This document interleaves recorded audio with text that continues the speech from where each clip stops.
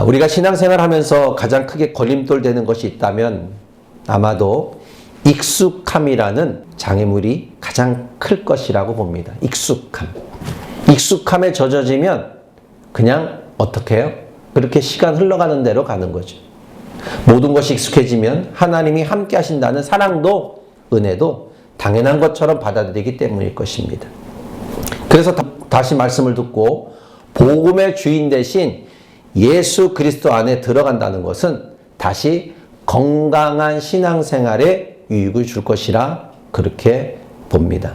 오늘 말씀에 하나님께서 들려주시는 나만의 이야기를 통해서 복음의 새로운 경험을 하기를 다시 한번 여러분을 축복합니다. 오늘 본문은 모든 것을 가진 사람과 모든 것이 없는 사람, 이 두 사람을 여러분에게 소개합니다.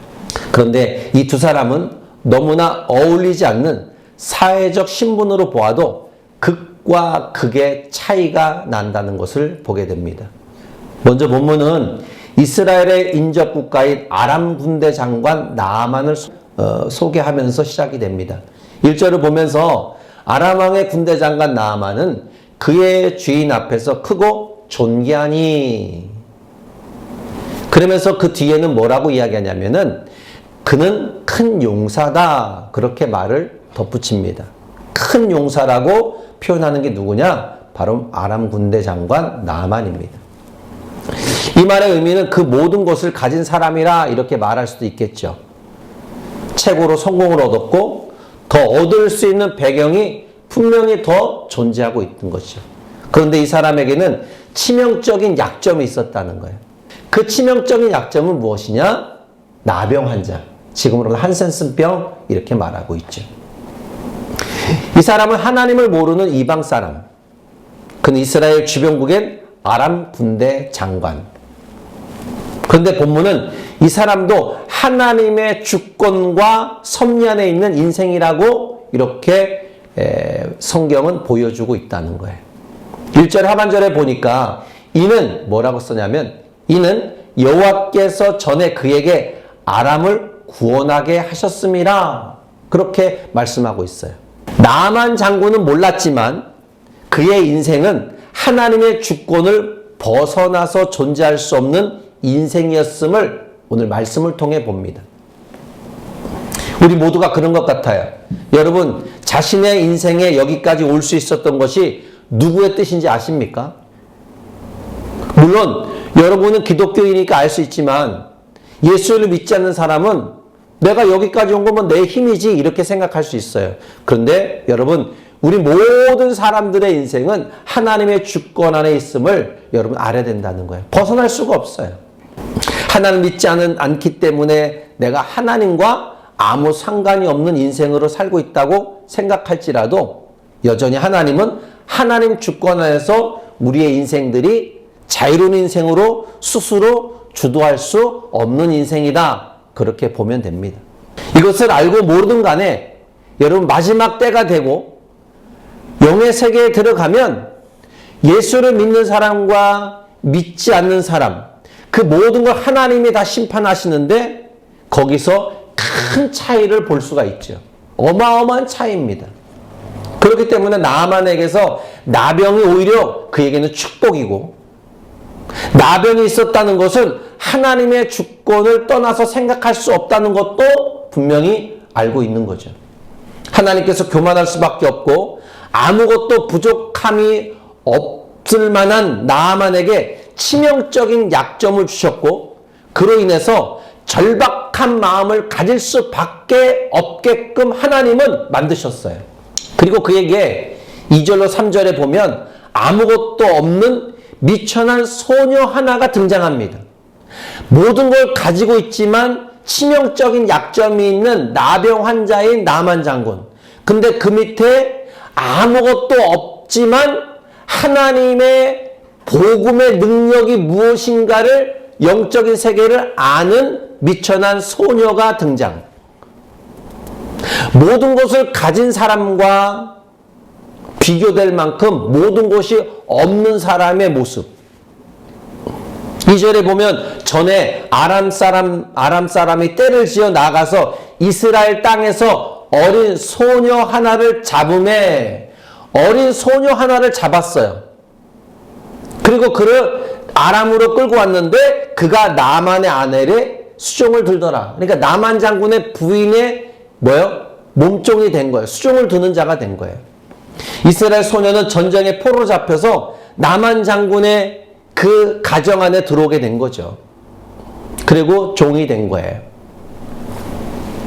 성경에는 이 소녀의 이름을 기록하진 않았습니다. 그러나 이 소녀 역시 하나님의 주권과 섭리 안에 분명히 있다는 사실이 오늘 성경을 통해 우리는 또다시 보게 되는 겁니다. 하나님께서는 때로는 어떤 사람을 구원하기 위해서 대가를 지불하는 일에 당신의 자녀들을 부르기도 합니다. 그 대가가 지금 여기 있는 소녀는 포로로 끌려와서 아람 군대 장관의 부인의 종으로서 살고 있고, 때로는 여러분 우리가 어떤 사람을 구원하기 위해서 나를 힘든 어떤 곳으로 보낼 수가 있어요. 그래서 그곳에서 힘들게 생활하지만 어떤 사람을 만나기 위해서 그 사람을 예수 그리스도로 인도하는 그런 성향도 있단 말이죠. 하나님의 주권 안에 있는 거예요. 여러분 이 소녀의 경우는 이런 것 같아요. 소녀는 나만 장군의 부인의 수종을 들면서 나만 장군의 약점을 알게 됐어요. 그 약점이 뭡니까? 병 걸린 거 아니겠습니까? 문둥병, 한센스병, 나병 환자. 3절을 보면 우리 주인이 사마리아에 계신 선지자 앞에 계셨으면 좋겠나이다. 그가 그 나병을 고치나이다. 그렇게 말합니다. 포로가 되어서 종으로 수종을 두는 소녀는 지친 일상의 생활을 얼마든지 무시해버리고 그냥 지나칠 수 있는 거 아니겠습니까? 나 피곤해. 내가 이 말 한다고 저 주인 듣겠어? 이렇게 말할 수 있지만 이 소녀는 자기의 피곤한 모든 것들을 다 내려놓고 주인에게 복음의 기쁜 소식을 전하게 됩니다. 나만의 부인과 나만은 그 작은 아이의 말을 그냥 지나치지 않았어요. 왜 지나치지 않았을까요? 죽을 병에 걸렸기 때문에 그래요. 고침을 받아야 자기 사회적인 신분이 또 살아나는 것이고 또 더 많은 것을 가질 수 있지 않겠습니까? 나만은 결단을 내립니다. 나만은 왕에게 나아가서 왕의 편지를 받아가지고 이스라엘 왕에게 갑니다. 나만은 또 은 20달란트와 금 6,000개 그리고 의복을 10벌을 가지고 갑니다. 아마도 병을 고치면 대가로 주기 위한 예물이겠죠. 나만을 통해서 아람 왕의 편지를 받아 읽은 이스라엘 왕은 당황합니다. 놀랍니다. 아람 왕이 괜한 트집을 잡아서 이스라엘의 공경에 처하게 하려는 음모로 파악했기 때문에 그렇습니다. 이스라엘 왕은 불신앙으로 반응을 합니다. 7절에 보면 이스라엘 왕이 그 글을 읽고 자기 옷을 찢으며 이르되 내가 사람을 죽이고 살리는 하나님이냐? 그가 어찌하여 사람을 내게로 보내어 그 나병을 고치려 하느냐? 너희는 깊이 생각하고 저 왕이 틈을 타서 나와 더불어 시비하려 함인 줄 알라 하니라. 그러니까 시비를 붙으려고 다시 전쟁 일으켜가지고 자기를 힘들게 만들려고 하는 그런 속셈이 있다. 그렇게 파악한 거죠. 슬프지만 이스라엘 왕은 전쟁통에 붙잡혀와서 아람의 종이 된 어린 이스라엘 소녀에게 찾아볼 수 있는 그 믿음 그 자체가 이스라엘 왕에게는 없었습니다. 그리고 왕은 옷을 찢었잖아요. 근데 옷을 찢은 그 소식을 들은 선지자 엘리사는 왕에게 사람을 보내서 그 사람을 자기에게 보내달라는 거예요.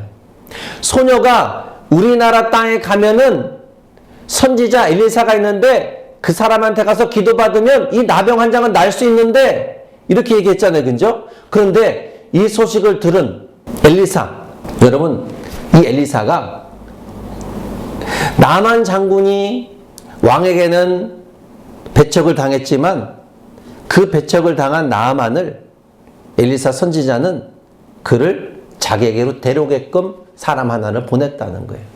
나아만은 선지자 엘리사 집으로 향합니다. 본문이 설명하는 그 모습은 나만의 교만함을 그대로 보여준 것입니다.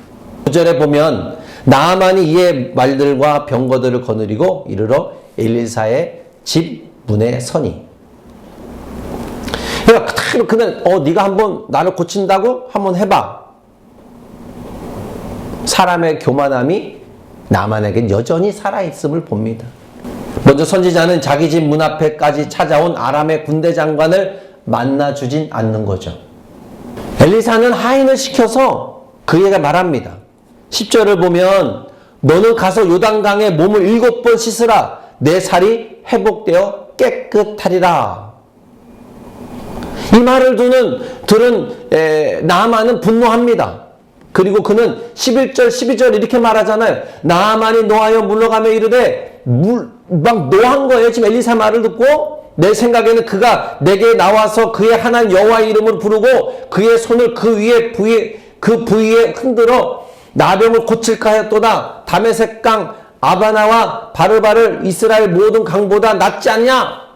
내가 거기서 몸을 씻으면 깨끗하게 되지 않니라고 몸을 돌려 분노하여 떠나가니. 너무 분한 거예요. 자기를 안 만나준 거에 대해서. 우리나라에도 이 요단강보다 더 깨끗한 강이 있다는 거예요. 이때 여러분 나만 장군의 종들이 나만을 만류합니다. 13절에 보면 내 아버지여 선지자가 당신의 큰 일을 행하려 말하였다라면 행하지 아니었나이까 하물며 당신에게 이르기를 씻어 깨끗하라 하라 함이니까. 나만은 이 말을 듣고 요단강에 내려가서 7번 몸을 담그게 됩니다. 그리고 그 살이 어린아이 살처럼 깨끗하게 회복되는 것을 그는 경험하게 됩니다. 진짜 깨끗해졌네? 어떻게 해요? 어린아이 살처럼 나았다는 거예요. 병에서 고침을 받은 거예요. 그 병에서 나병 환자의 고침을 받은 나아만은 엘리사 앞에서 고백을 합니다. 15절에 내가 이제 이스라엘 외에는 온 천하에 신이 없는 줄을 아나이다. 청하건대 당신의 종에게 예물을 받으소서. 그리고 나아만은 노새 2마리 실은 이스라엘 흙을 요구합니다.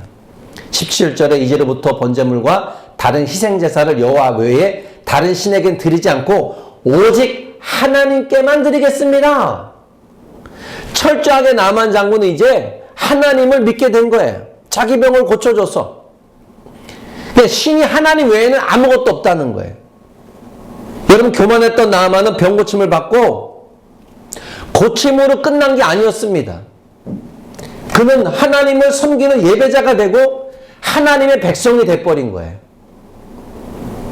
한 이방인이 회심에 통하여서 놀랍고 놀라운 아름다운 그 일이 벌어지게 된 겁니다.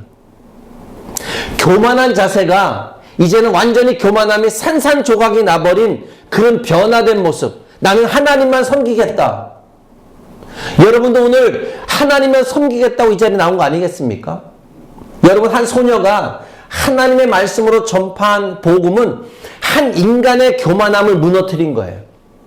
나만 장군의 그 도도하고 모든 것을 가지고 더 가질 수 있는 배경이 충분히 있는 그에게 한 질병이 있었고 그 질병을 그 소녀 하나가 기쁜 소식의 복음을 하나님을 믿을 수 있는 길로 인도해 줬고 그 길로 인도해서 갔는데 엘리사를 통해서 하나님의 치유 역사가 나타났고 그리고 하나님을 믿게 된 이 광경.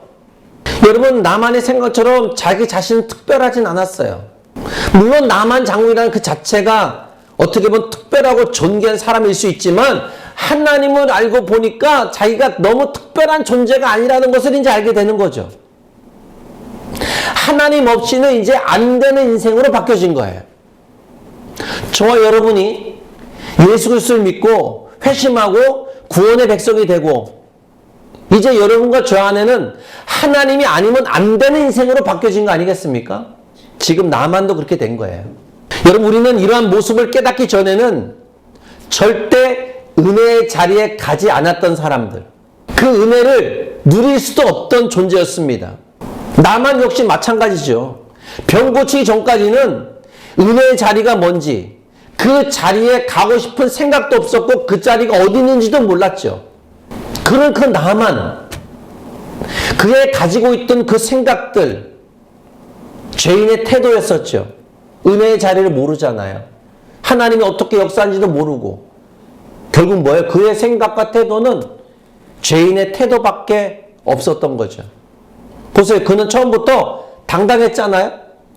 아람 왕의 편지를 가지고 이스라엘 왕에게 갔고 자신의 위치와 신분을 충분히 의식했고 그런 이유로 특별한 대접을 받을 수 있을 거라 생각했죠. 그런데 특별한 대접 받았습니까? 대접을 못 받았잖아요. 이런 사람의 인생의 최후를 알리는 병의 약점으로 이스라엘 소녀의 말에 움직였다는 사실로 그만큼 어떻게 해요? 아람 왕 군대 장관은 절박했습니다. 오히려 죄인은 자신의 자체의 그 약점이 노출되었기 때문에 자기는 더 이상 어떻게 할 수는 없었죠. 여러분, 그 누구도 하나님 앞에 나올 때 교만한 자세로 나올 수는 없습니다. 다시 말씀드리지만 나만의 태도는 어떤 특정한 사람의 태도가 아니라 죄인의 전형적인 모습이죠. 자기만 위했던. 내가 병 걸렸어도 내 위치가 어딘데? 나를 그만큼 대접해줘야지. 여전히 그의 생각은 죄인의 전형적인 생각들. 우리가 한번 유추해 보는 거예요. 나만을 통해서 그 죄인의 모습이 어떤 모습인지 보는 거예요. 여러분, 죄인은요, 그 교만한 모습은 절대적으로 복음을 받아들일 수 없습니다. 은혜를 얻을 수도 없습니다. 하나님은 죄인을 구원하시기를 기뻐하실 때 먼저 그 죄인의 교만한 심령을 깨트립니다. 교만한 그 마음을 깨트리지 않고 나는 뭐든지 다 할 수 있어. 내가 가지고 있는 권력으로, 내가 가지고 있는 돈으로, 내가 가지고 있는 어떤 집안의 배경으로, 나의 힘으로 다 할 수 있어? 이건 죄인된 전형적인 모습이죠. 근데 이거를 깨트린다는 거예요, 하나님이. 여러분, 우리는 나만을 보면서 그것을 알 수 있었잖아요. 복음을 믿음으로 받아들이기 위해서는 사람이 철저한 패배자가 돼야 되는 거예요. 패자가 돼야 된다는 거예요. 패자는 자신에 대해서 절망하는 사람, 절망할 줄 아는 사람인 거죠. 나만은 비록 나병을 안고 있었지만 자신에 대해서 절망할 만큼 겸손하진 않았어요. 그것은 그가 이루어 놓은 것과 가진 것이 너무나 많았기 때문일지도 모릅니다. 그런데 하나님께서는 그 사람을 구원하기 위해서 엘리사 선지자를 통해 그를 무시하도록 다루었습니다. 철저히 무시당했잖아요. 그죠? 여러분, 죄인들은 항상 자신의 생각대로 나가야 된다는 그런 고정관념이 있습니다. 나만 역시 병고침을 받고 싶을 때 11절로 12절을 보면 내 생각에는 이런 말을 합니다. 내 생각에는, 이 말은 뭡니까? 자신이 원하는 방향으로 가지 않고 있었다는 거 아니겠습니까? 여기서 나아만이 달리 자신의 생각의 태도를 버린 사람이 있습니다. 자신의 생각과 태도를 버린 사람과 자신의 생각의 태도를 고집하는 사람. 마가복음에 7장 24절로 30절에 보면 수르복의 여인이 나옵니다. 그는 이방 사람, 똑같은 나만처럼 이방 사람, 더러운 귀신 들린 딸을 둔 엄마입니다. 예수께서 인근에 오셨다는 소식을 듣고 와서 주님 발 앞에 엎드린 사람이 누구냐? 바로 수르복의 여인입니다. 그리고 그녀는 자기 딸에게 귀신을 쫓아주기를 간청하고 또 간청합니다. 예수님께. 그런데 예수님은 민망할 정도로, 자존심 상할 정도로 냉정한 말을 그 여인에게 합니다. 마가복음 7장 27절에 이렇게 말합니다. 자녀로 먼저 배불리 먹게 할지니 자녀의 떡을 취하여 개들에게 던짐이 마땅치 아니하다. 이방 사람들에게 줄 것이 없다는 거예요. 이 말을 들은 여인은 나만처럼 분노하지 않았어요. 나만의 분노가 뭡니까? 엘리사가 그를 반겨주지 않고 엘리사가 종을 통해서 야, 남한테 가서 얘기해. 그냥 요단강에 가서 7번 몸을 담궜다 이렇게 뺐다 해. 그러면 날 거야. 그렇게 말 전해. 그렇게 했더니 나만은 어떻게 됐습니까? 아니, 내가 내 위치가 어딘데, 비록 내가 병에 걸렸지만 내 위치가 이런데 선지자 엘리사가 나한테 나와서 답장 무릎 꿇고 내 환부에다가 손을 얹고 기도해주고 낫게 해야지. 어찌 얼굴도 안 보이고 나한테 이런 말을 해? 나만은 그런 분노가 있지 않습니까? 근데 여기 있는 스로의 여인은 분노하지 않았다는 거예요. 어떻게 얘기했냐? 그렇게 얘기합니다. 28절에 주여 올소이다. 자기를 망신 주는 얘기를 했는데도 맞다는 거예요. 나는 망신 당하고 싸다는 거죠. 그러면서 상 아래 개들도 아이들이 먹던 부스러기를 먹나이다 라는 거예요. 주인의 상에서 떨어지는 주인집의 개들도 주인의 상에서 떨어지는 부스럭지를 먹는데 그렇게 말한 거죠. 그러니 그 부스럭지라도 달라는 거죠.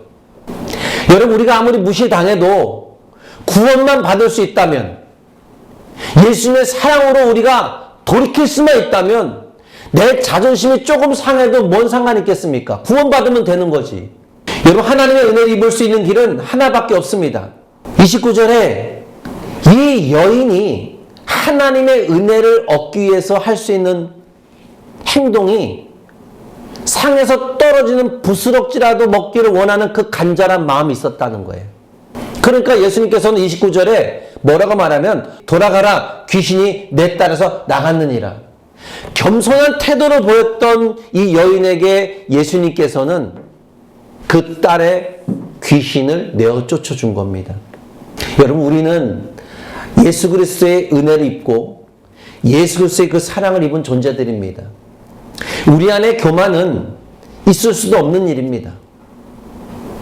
그 교만을 빨리 발견하고 깨트리는 것, 그래야 예수님께 바르게 돌아갈 수 있는 길입니다. 우리 안에 복음을 통해서 내 안에 자존심과 교만을 꺾어내는 힘을 길러야 될 줄 믿습니다. 여러분, 죄인이 내 생각을 고집하는 한 은혜를 얻는 자리로 나갈 수는 없습니다. 그리고 내 생각이라는 고집이야말로 은혜를 받지 못하는 큰 증거입니다. 이것이 하나님의 구원의 은혜에 이르지 못하게 하는 죄인의 치명적인 질병이죠.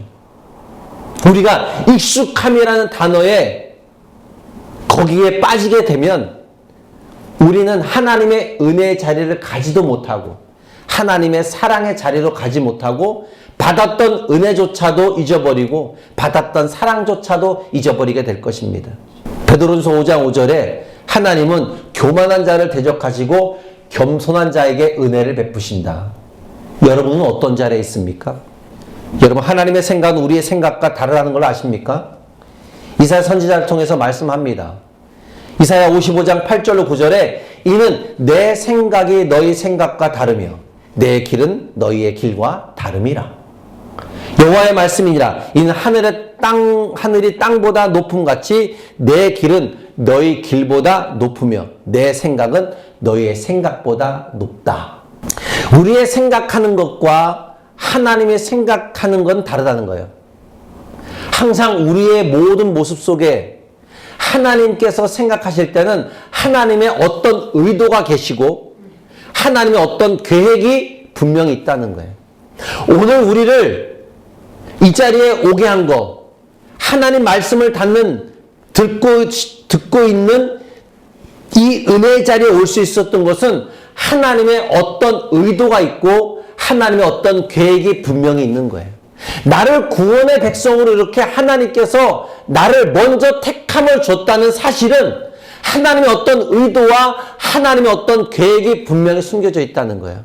이런 작은 교회를 할 수 있고 큰 교회를 할 수 있는 것은 하나님의 어떤 의도와 어떤 계획이 있는 거예요.